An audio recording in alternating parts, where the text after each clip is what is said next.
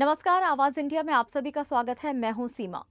बाला साहेब ठाकरे की जयंती पर दोनों शिवसेना में अपनी राजनीतिक ताकत का जोरदार प्रदर्शन किया। हम किसी से कम नहीं की तर्ज पर एक दूसरे को पछाड़ने में पूरी ताकत लगा दी। अंधेरी में आयोजित रैली के दौरान उद्धव ठाकरे जमकर बरसे तो बीकेसी में रैली में उप मुख्यमंत्री एकनाथ शिंदे ने उद्धव ठाकरे को घेरा।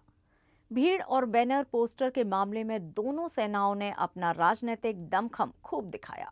शिवसेना सुप्रीमो बाला साहेब ठाकरे की 99वीं जयंती के मौके पर अंधेरी की रैली को संबोधित करते हुए यूवीटी प्रमुख उद्धव ठाकरे ने कहा कि महाराष्ट्र की जनता मुझे अपना परिवार मानती है और परिवार वालों के लिए जान भी हाजिर है। ठाकरे ने केंद्र और राज्य की सत्ताधारी पार्टी बीजेपी और शिंदे सेना को निशाने पर लिया।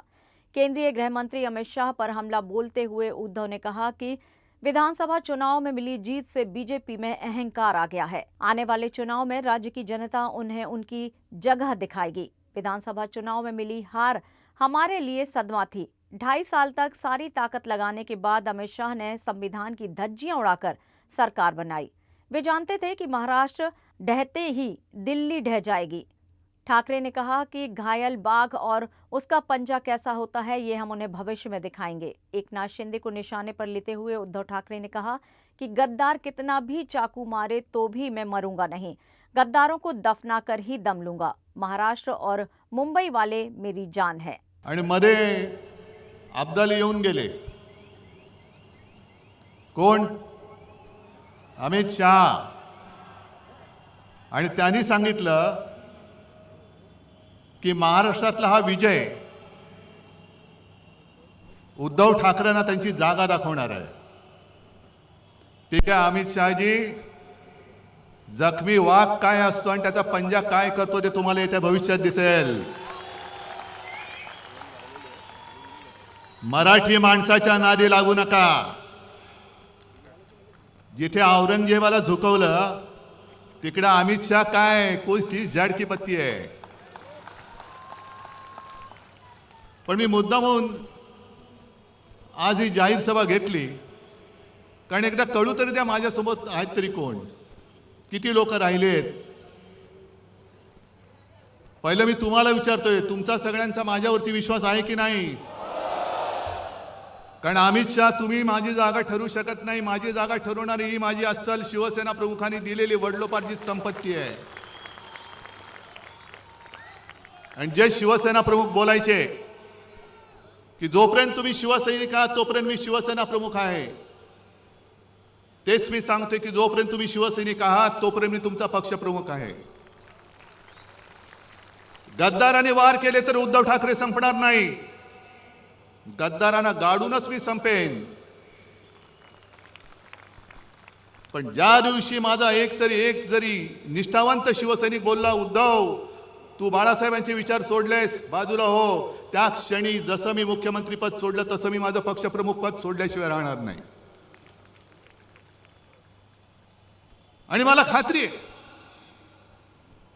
की ज्या पद्धतीने संपूर्ण महाराष्ट्र मला त्यांच्या परिवारातला एक सदस्य मानतो, मला त्यांचा कुटुंब प्रमुख मानतो, तो माझा महाराष्ट्र, तो माझा मुंबईकर एवढा निष्ठुरपणे, एवढा निर्दयतेने माझ्याशी आणि जीवाला जीव देणाऱ्या शिवसेनेशी वागू शकत नाही।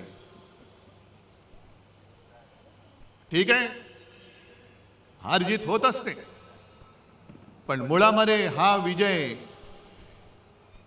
जसा पराभव आम्हाला धक्का देणारा होता तसा विजय सुद्धा भाजपच्या अनेक लोकांना अजून पचत नाही की आपण जिंकलो कसे। काहीतरी गडबड घोटाळा नक्की आहे, ईव्हीएमचा तर नक्कीच आहे, पण एक साधा प्रश्न आहे की ज्या अमित शहानी संपूर्ण सरकारी यंत्रणा वापरून 2.5 वर्ष आपल्या महाराष्ट्रावरती घटनाबाह्य सरकार लादलं, ते असा तसा महाराष्ट्र आपल्या हातातून सुटू देतील? आणि एक तर महाराष्ट्राने मोदींच्या अश्वमेधाचं गाढव लोकसभेत ज्या पद्धतीने अडवलं, तो फटका अजून त्यांच्या वर्मी जो घाव बसले त्यातनं अजून ते उठत नाहीयेत। वहीं मुंबई के बीकेसी में आयोजित की गई एकनाथ शिंदे की शिवसेना की सभा में शिवसेना के मुखिया और राज्य के उप मुख्यमंत्री एकनाथ शिंदे ने उद्धव ठाकरे की जमकर खबर ली। उन्होंने दावा किया कि असली शिवसेना हम ही हैं। हम लोग बाबा साहेब ठाकरे की नीतियों पर चल रहे हैं। आज बाला साहेब ठाकरे जिंदा होते तो वे हमारी पीठ थपथपाते। शिंदे ने कहा कि विधानसभा चुनाव में बाला साहेब ठाकरे के विचारों की वजह से ही हमें जीत मिली है। विधानसभा में ऐतिहासिक जीत मिली क्योंकि हम सभी शिव सैनिक हैं जो बाला साहेब की प्रेरणा और विचारों को लेकर आगे बढ़ रहे हैं। 2.5 साल पहले हमने जो विद्रोह किया और उसके बाद जो जीत मिली वह इतनी गौरवशाली और ऐतिहासिक है कि पूरा महाराष्ट्र, पूरा देश और पूरी दुनिया इसकी चर्चा कर रही है। शिंदे ने आगे ये भी कहा कि हमने बाला साहेब के विचारों को संजोया है, इसलिए लोग हमारे साथ हैं। ये जीत लाडली बहना, लाडले भाइयों, लाडले युवाओं, लाडले किसानों और राज्य के लाडले बुजुर्गों की है।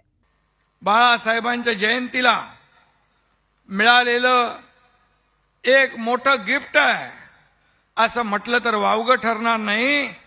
आणि आज बाळासाहेब असते तर आपल्या सगळ्यांची पाठ त्यांनी देखील शाबासकी दिली असती, पाठ थोपटवली असती। आज इथं माझाही सत्कार केला लाडक्या बहिणींनी आणि हा एकनाथ शिंदे शिवसेनेचा भगवा असा डौलाने आपल्या सर्वांच्या साथीने सहकार्याने फडकवत ठेवेल हा देखील शब्द या ठिकाणी मी देतो। शिवसेनेचा विचार, शिवसेनेची अस्मिता याच्याबरोबर कधी तडजोड होणार नाही आणि बाळासाहेबांच्या विचाराबरोबर कधी प्रतारणा होणार नाही हे देखील मी या ठिकाणी सांगतो।